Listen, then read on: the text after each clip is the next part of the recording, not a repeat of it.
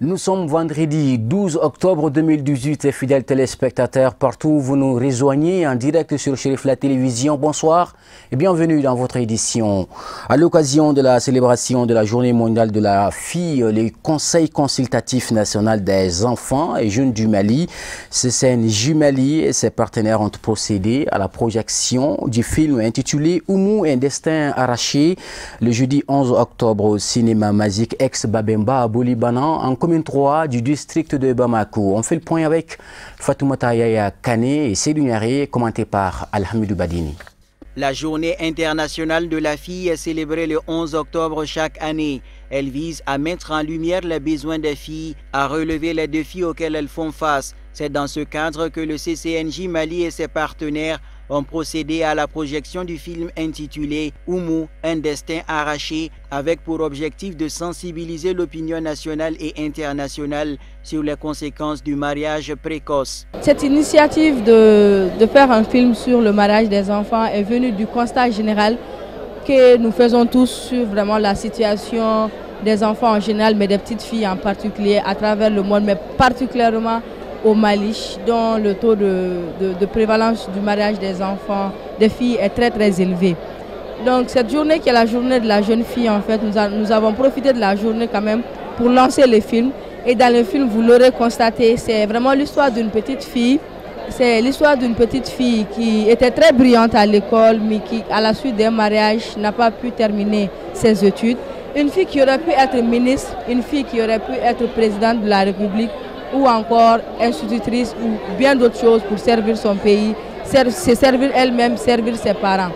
Donc un message à l'endroit de nos parents, c'est vraiment de tout faire pour inscrire les enfants à l'école parce que l'éducation en tout cas reste le moyen le plus vraiment facile et très efficace pour éviter le mariage de ces enfants. Et aux partenaires et à l'État, vraiment de tout faire pour que les filles puissent être scolarisées et leur maintien surtout est très important. Filles d'aujourd'hui, femmes de demain. Cette citation met l'accent sur l'éducation des filles afin de leur permettre de contribuer au développement du pays.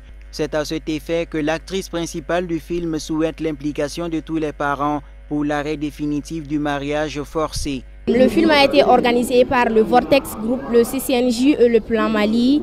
Donc c'est le CCNJ qui m'a choisi comme actrice principale. Bako, on a fait le Parlement national ensemble. Dans notre société, on a remarqué que dans nos villages, il y a des gens, plus précisément les papas, ils nous obligent à nous marier aux gens que nous, on n'aime pas, sans le consentement de la jeune fille.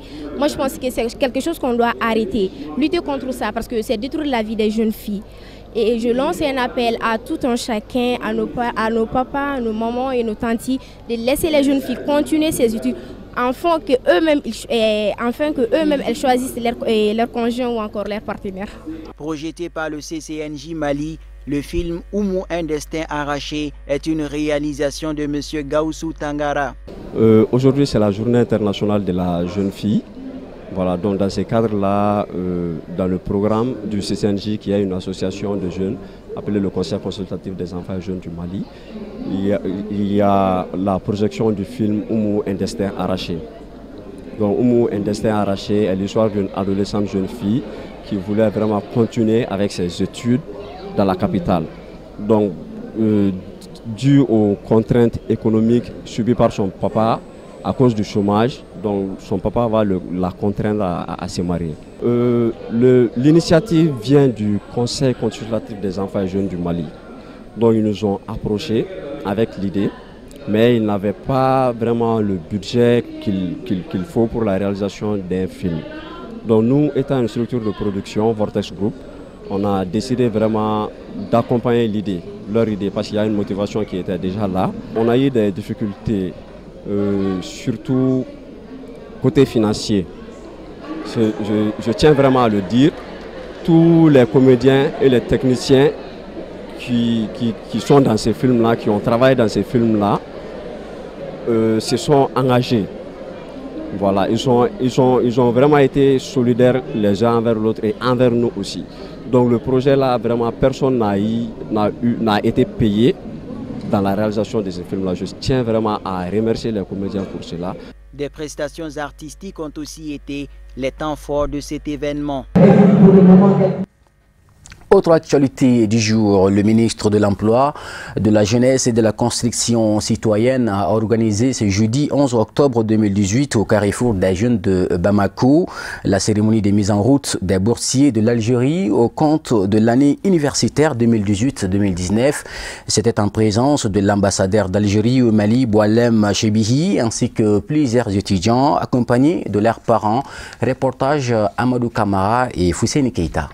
Le gouvernement de la République algérienne démocratique et populaire met chaque année à la disposition du gouvernement de la République du Mali des bourses d'études universitaires du système LMD aux bacheliers maliens.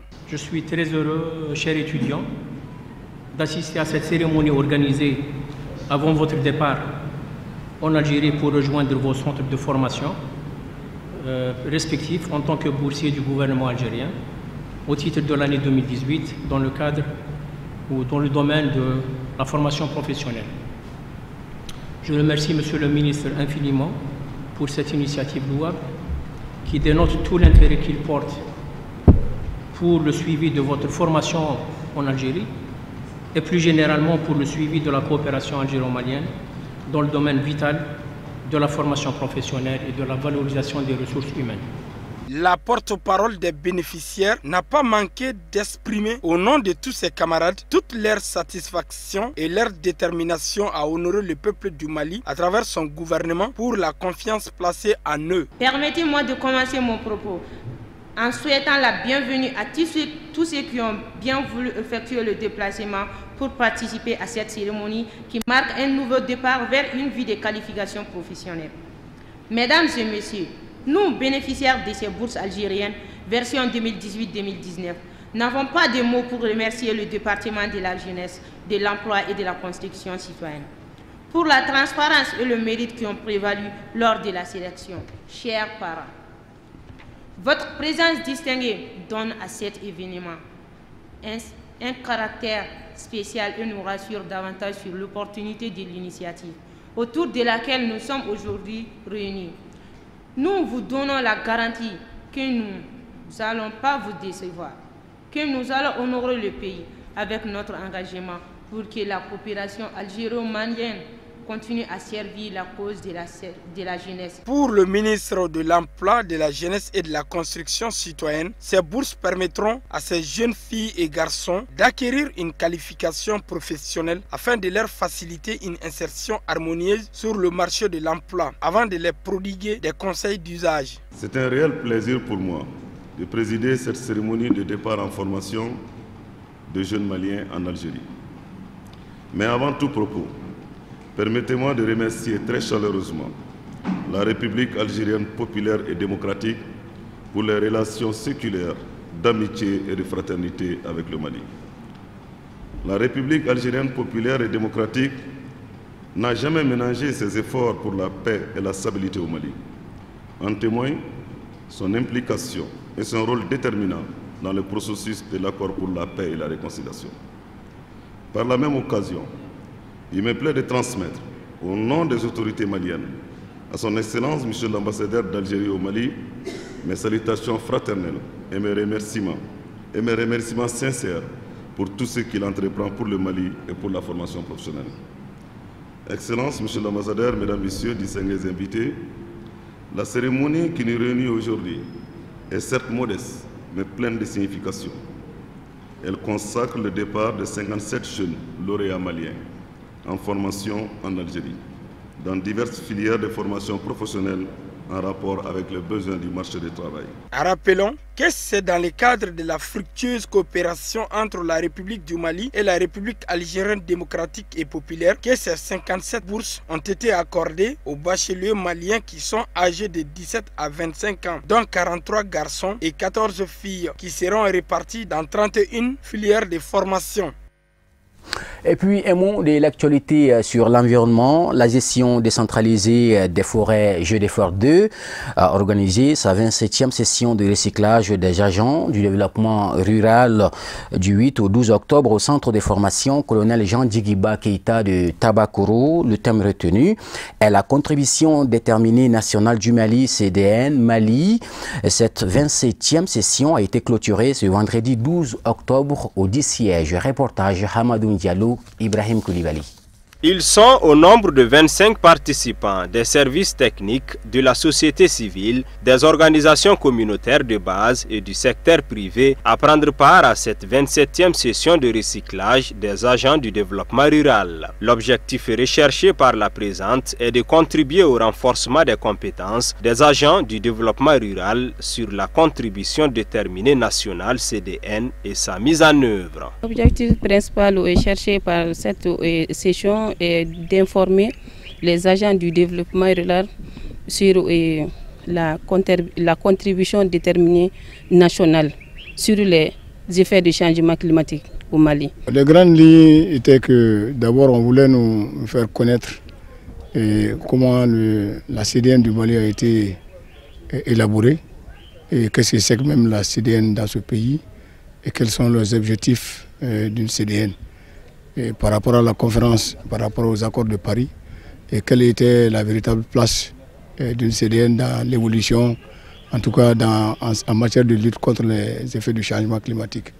Donc en matière d'adaptation et en matière d'atténuation, et en matière de financement et même en matière d'agencement. Les participants se disent comblés des réalisations en cours et restent optimistes quant aux objectifs fixés. Aujourd'hui, je suis très optimiste. Je sais qu'au niveau des décideurs, au niveau des citoyens, au niveau des collectivités, chacun est en train, en tout cas, est prêt, en tout cas par la feuille de route qui est déjà tracée dans la CDN, par le plan d'investissement qui est déjà annoncé et qui prend en compte véritablement tous les projets de lutte, en tout cas, ou bien tous les projets d'adaptation, en tout cas, et tous les projets d'atténuation par rapport à ce sujet. Donc je suis très optimiste. Je voudrais remercier réellement GDFOR 2, qui nous a permis réellement d'acquérir cette connaissance. Personnellement, je suis très satisfaite vraiment du déroulement, d'autant plus que je n'étais vraiment pas au courant de la CDN du Mali. Donc ça fait vraiment un plaisir de participer à cette session de formation. Rappelons que le programme de gestion décentralisée des forêts GDFOR 2 est conçu pour assurer la consolidation des acquis de la phase précédente et met l'accent sur la création de capacités dans un cadre institutionnel décentralisé pour une mise en œuvre efficace d'initiatives visant à combattre la désertification, la déforestation et la dégradation des forêts. Et on retrouve encore Hamadou Diallo pour nous commenter de l'actualité sur la scène internationale. En bref et en images, c'est tout de suite. L'élection de Louise Mushikawabo à la tête de la francophonie vendredi à Erevan offre un succès diplomatique éclatant au Rwanda qui concrétise ainsi ses efforts constants ces dernières années en vue d'accroître son influence en Afrique et dans le monde. La ministre des Affaires étrangères du Rwanda, 57 ans, a été préférée à la sortante, la Canadienne Michael Jean, pour diriger l'Organisation internationale de la francophonie OIF, malgré l'image controversée de son pays en termes de défense des droits de l'homme. Son élection est une victoire personnelle pour le chef de l'État rwandais Paul Kagame qui a imposé son choix à ses pairs africains et pour le président français Emmanuel Macron qui espère favoriser un rapprochement avec ce petit pays d'Afrique des Grands Lacs. Les poids lourds de l'opposition en RDC entendent mobiliser toute la population congolaise afin d'obtenir l'organisation des élections crédibles, inclusives et transparentes, soit organisées le 23 décembre. Notamment l'abandon de la machine à voter, la suppression de plus de 10 millions de doublons contenus dans le fichier électoral et la participation de tous aux élections générales du 23 décembre prochain. Dans une déclaration commune signée ce jeudi 11 octobre, 6 leaders de l'opposition ont ainsi lancé un appel unanime pour que soient organisées des élections crédibles, inclusives et transparentes. Les élections régionales et municipales couplées en Côte d'Ivoire auront lieu ce samedi après une campagne tendue, notamment entre les deux ex-alliés de la majorité RHDP-PDCI. Les rapports ont été tendus entre militants RHDP et PDCI durant cette campagne. Des tentatives d'intimidation ont été signalées à Koumassi, Djévi ou Lakota, mais rien de trop violent. Une semaine après la rixe, l'atmosphère semble apaisée. Il faut dire que des gens gendarmes ont été dépêchés sur place dans cette bourgade de quelques 3000 habitants pour ramener le calme. Le sort de l'opposant saoudien Jamal Khashoggi commence à ternir l'image de l'Arabie saoudite auprès des milliers d'affaires occidentaux. À ce jour, Richard Branson est le seul à avoir exprimé une position ferme. Il a annoncé le gel de sa participation dans 2 projets touristiques en Arabie saoudite. En attendant la fin de l'enquête sur la disparition du journaliste saoudien, il suspend également les discussions avec le Fonds souverain d'investissement saoudien concernant une éventuelle participation dans ces 2 compagnies spatiales. Selon le milliardaire britannique, d'autres hommes d'affaires vont prendre leur distance avec le régime saoudien si le rôle des autorités de Riyad est avéré dans la disparition de Jamal Khashoggi. Donald Trump continue de réclamer des explications au sujet de la disparition du journaliste saoudien Jamal Khashoggi.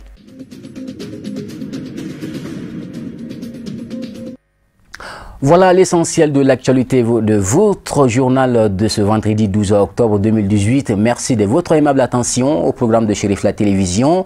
Ne décrochez pas, dans juste 2 heures de temps, vous retrouverez Kafouné Batili pour le journal en langue nationale Bamanankan. Quant à moi, je vous retrouve le lundi avec le même plaisir. D'ici là, portez-vous très bien et bon début de week-end.